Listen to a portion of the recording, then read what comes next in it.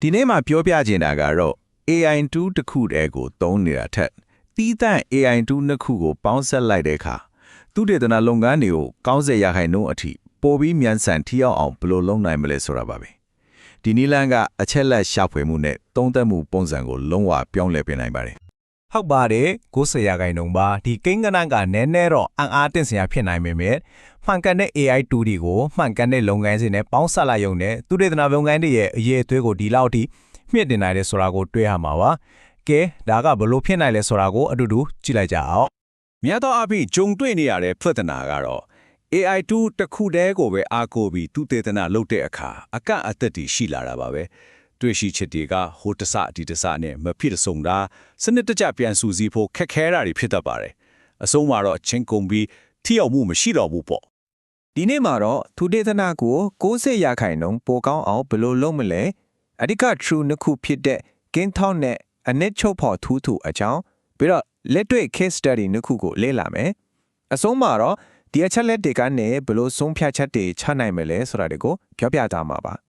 ကဲဒီပြဿနာကိုဖြေရှင်းဖို့အတွက်အဖွဲလေးတစ်ဖွဲရှိတယ်လို့မြင်ယောင်ကြည့်လိုက်ပါတယောက်ကရှေ့ကနေတည်င်းချက်လက်တွေရှာဖွေပေးတဲ့ gain count နောက်တစ်ယောက်ကတော့ရလာတဲ့ချက်လက်တွေကိုစုစည်းပြီးအတိပဲဖော်ပြတဲ့အနစ်ချုပ်ဖော်ထုတ်သူပါသူတို့ကတော့ perplexity နဲ့ notebook lm ပါပဲတယောက်ကရှာဖွေတယ်နောက်တစ်ယောက်ကအနစ်ချုပ်တယ်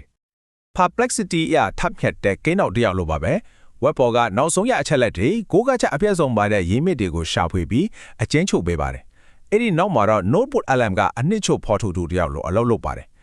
perplexity ရရှာပေးထားတဲ့အချက်လက်တွေကိုယူပြီးနည်းနည်းရှိုင်းခွဲခြားစီဖျားတယ်စနစ်တကျပြန်လဲဖွဲ့စည်းပြီးတကယ့်ကိုအတွင်းကျတဲ့သုံးသက်ချက်တွေထုတ်ပေးပါတယ်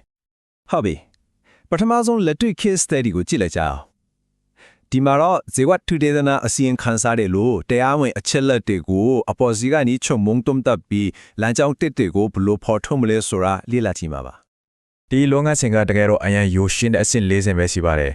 Perplexity ကိုသုံးပြီးရမိတဲ့ရှာမယ်ရလာတဲ့ URL တွေကိုတီးတန့်ပြန်တောင်းမယ်ပြီးရင်အဲ့ဒီ URL တွေကို notebook lm ထည့်မယ်နောက်ဆုံးတော့မဟာပြောရမြောက်အစီရင်ခံစားတဲ့ဆောင်ကိုဖန်တီးလိုက်ရအောင်ပါတယ်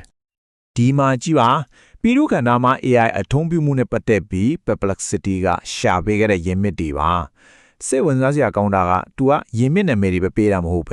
ဲအစည်းအခံသာတစ်ခုချင်းစီရဲ့အဓိကတွေ့ရှိချက်အားတာချက်အားနည်းချက်တွေကိုပါတစ်ခါတည်းဆွဲထုတ်ပြတာပါဥပမာ McKinsey report ကအချက်လက်ပိုင်းမှာအားကောင်းပေမဲ့ Worldbank note ကတော့အုပ်ချုပ်ရေးပိုင်းကိုပိုပြီးနည်းနည်းရှိုင်းလစ်လာထားတယ်ဆိုတာမျိုးပေါ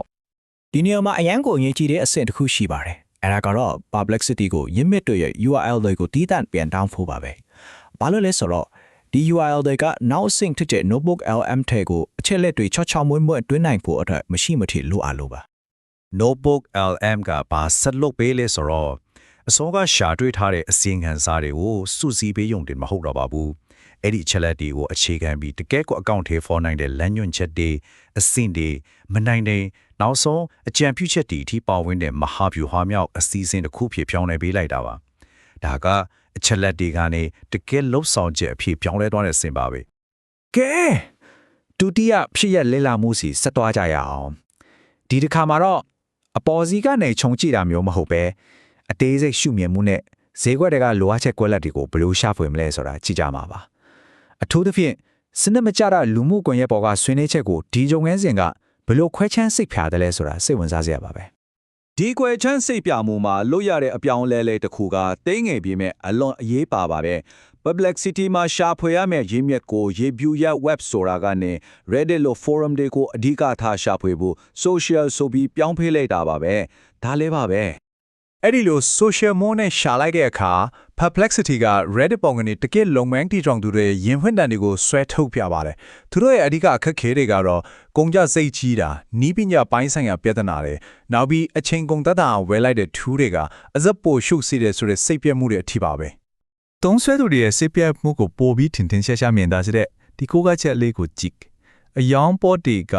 လာပပပြင်ဆင်ချတဲ့ spam တွေလိုပဲဆိုတဲ့ခန်းစားချက်ကသူတို့ကြုံတွေ့နေရတဲ့ပြဿနာကိုထွန်းတင်နဲ့ပုံဖော်ပေးနေပါတယ် Notebook LM ရဲ့နောက်ထပ်ကောင်းတဲ့အချက်ကအသင်သတ်မှတ်ထားတဲ့ပုံစံတွေအတိုင်းပဲလောရတာမဟုတ်ပါဘူးကိုပိုင် prompt တွေတုံးပြီးဈေးဝယ်ခွက်လက်အစီရင်ခံစာလိုမျိုးကိုလိုချင်တဲ့တိကျရဲ့ခွဲချမ်းစစ်ဖြာမှုတွေကိုစစ်ကြိုက်ဖန်တီးနိုင်တာပါပဲဒီတော့ notebook LM က Reddit ပေါ်ကဟိုတစားတီတစားမချင်တဲ့ချက်တွေကိုဘလို့စနစ်တကျအစီရင်ခံစာတစ်ခုဖြစ်ပြောင်းလဲလိုက်လဲဆိုတာကြည်ပါသူကပြဿနာတွေကိုဖော်ထုတ်ပေးုံတမကဘူးဖြည့်ရှင်းနေတဲ့နဲ့စီးပွားရေးအခွင့်အလမ်းတွေကိုပါလမ်းညွှန်ပေးထားတာကိုတွေ့ရပါလိမ့်မယ် ကဲညီကုန်းချုပ်အနေနဲ့ဒီပေါင်ဆက်လုပ်ငန်းစဉ်ရဲ့တကယ်အစွမ်းကပါလဲဆိုတော့ပြန်ပြီးတုံးသက်ကြည့်ကြရအောင် ဒီလုပ်ငန်းစဉ်ရဲ့အဓိကအချက်ကတော့ဒါပါပဲဘယ်ရင်ချက်လက်တွေရှိုံနဲ့အတွင်းကြကြတုံးသက်ချက်ထစ်မလာပါဘူးအချက်လက်တွေကိုစူဆောင်းနေတာမဟုတ်ပဲအဲ့ဒီချက်လက်တွေကနေအသိပညာနဲ့နားလည်မှုကိုတိစောက်နေတာပါ အဓိကမသားရမယ့်အချက်ကတော့ဒီလုပ်ငန်းစဉ်ဟာတရေအချက်လက်တွေကိုရှောက်ဖေးပေးုံတာမကပဲပြန်ကျဲနေတဲ့အချက်လက်တွေကိုတကစ်ကိုအသုံးဝင်တဲ့ဆုံးဖြတ်ချက်ချနိုင်တဲ့မဟာဗျူဟာမြောက်ယတနာတစ်ခုအဖေပြောင်းလဲပေးတာပါအရင်ကယတတပတ်တင်နဲ့ချီပြီးလုံးရမယ့်အလုပ်ကိုအခုမိနစ်ပိုင်းအတွင်းမှာပြီးမြောက်နိုင်တော့ပါပြီ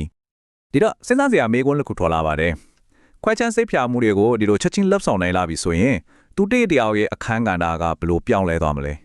အချက်အလက်ရှာဖွေသူဖြစ်ကနေမဟာဗျူဟာရေးဆွဲသူဖြစ်ပြောင်းလဲသွားမှာလား